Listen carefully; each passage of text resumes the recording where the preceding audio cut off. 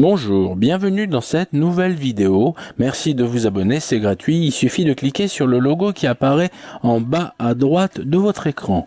Aujourd'hui, nous allons parler des cougars. Mais attention, ils ont d'autres appellations. On peut les appeler aussi pumas et on peut aussi les appeler lions des montagnes. Cet animal est reconnaissable par rapport à son pelage qui est uni. Je souhaiterais faire deux parenthèses avant de commencer réellement à parler de ces animaux. La première concerne le terme cougar. C'est un terme qui désigne de façon générale une femme d'âge mûr qui s'intéresse à un jeune homme bien plus jeune qu'elle. L'origine de ce terme vient du Canada et plus précisément de Vancouver. Là-bas, il y a une équipe de hockey qui s'appelle les Canucks. Et ces gens-là avaient des supportrices qui étaient bien plus âgées qu'eux. Et ce terme est resté en rapport avec ces femmes qui avaient des véritables attirances vis-à-vis de ces beaux, entre guillemets, jeunes hommes. Maintenant, je vais parler de la deuxième parenthèse, et en parlant donc des pumas. Il existe une société industrielle extrêmement connue qui fabrique des vêtements sportifs ou des chaussures donc sportifs, qui a utilisé comme logo cet animal-là. Pourquoi a-t-elle choisi cet animal-là? Parce qu'elle voulait une image qui symbolisait la puissance, la beauté, la grâce, quelque chose représentatif des produits qu'elle mettait en vente. Maintenant, nous avons fini avec les parenthèses et nous allons réellement commencer à parler de l'animal. Déjà, il faut savoir que un cougar, ou alors ce qu'on pourrait appeler un puma, mesure, en parlant du mâle, entre 1 m et 2,30 m de longueur. Le record qu'on est de 2,90 m, en incluant bien évidemment la queue. Celle-ci représente un tiers de sa taille. Pour ce qui concerne son poids, un mâle peut faire environ entre 53 et 72 kg. Et on a même pu observer des individus mâles qui faisaient jusqu'à 120 kg. La femelle est moins corpulente et son poids se situe entre 35 et 50 kg. Donc c'est clair que le mâle est plus gros que la femelle. Lorsque l'on doit décrire la silhouette du puma, on constate qu'elle est fine et musclée. Et on voit aussi que son postérieur est plus haut que sa tête, ce qui lui donne la capacité de pouvoir sauter très haut et très facilement. Il peut faire des bonds jusqu'à 12 mètres de longueur. Il peut faire des bonds verticaux qui peuvent atteindre jusqu'à 4 ou 5 mètres de haut et sans élan. Cet animal peut faire des sprints de 72 km/h, mais seulement sur de courtes distances.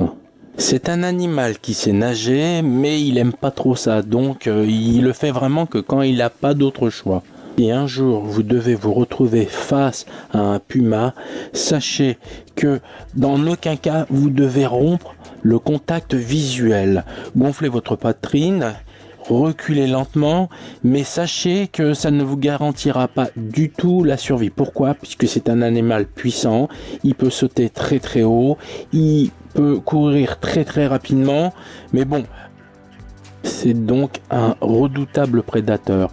La recommandation qu'on peut vous faire, c'est d'éviter de vous balader dans des endroits où vous pouvez trouver ce type d'animal et d'y aller seul, parce que à la rigueur vous êtes plusieurs personnes, il peut avoir peur de s'attaquer à plusieurs proies en même temps, donc le nombre de personnes déterminera sa volonté de vous attaquer ou pas, mais en aucun cas restez tout seul dans des endroits où il y aura une proximité de ces animaux.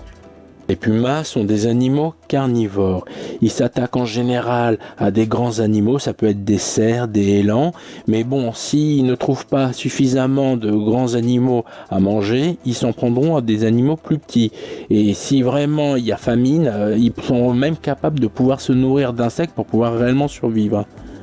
Savoir que si la nécessité se fait sentir, il ira jusqu'à attaquer des animaux d'élevage. Ça pourra être des chevaux, des moutons, des vaches, des chèvres. C'est un animal qui n'a pas froid aux yeux dès qu'il s'agit de devoir se nourrir. Lorsque le puma chasse, il faut savoir qu'il préfère le faire soit le matin très tôt au crépuscule ou alors le soir au coucher du soleil. Dès qu'il attaque une proie, il essaie toujours de l'attaquer par derrière. Dès qu'il a tué l'animal et qu'il l'a dévoré, s'il reste un peu de l'animal, ce qu'il fera, c'est qu'il l'enterrera pour pouvoir le déterrer plus tard et pouvoir continuer à le manger.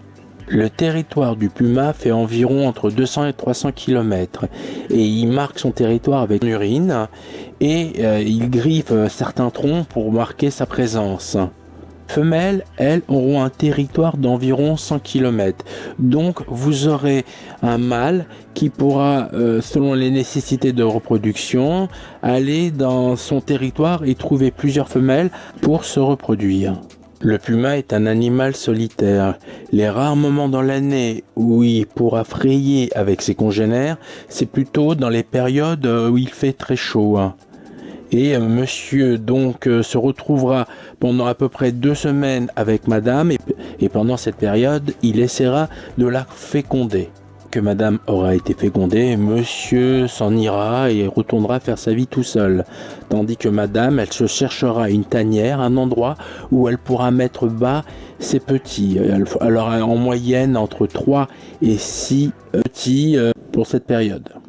Durant la période où ce puma va s'accoupler, pour communiquer, il émettra des sortes de miaulements ou de feulements assez puissants, distinctifs qui permettront vraiment de déterminer que monsieur est dans une période propice vis-à-vis de madame.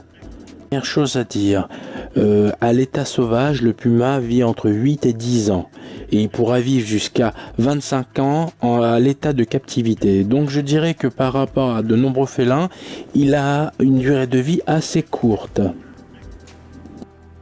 Voilà, merci, bientôt de nouvelles vidéos, merci de vous abonner, à bientôt.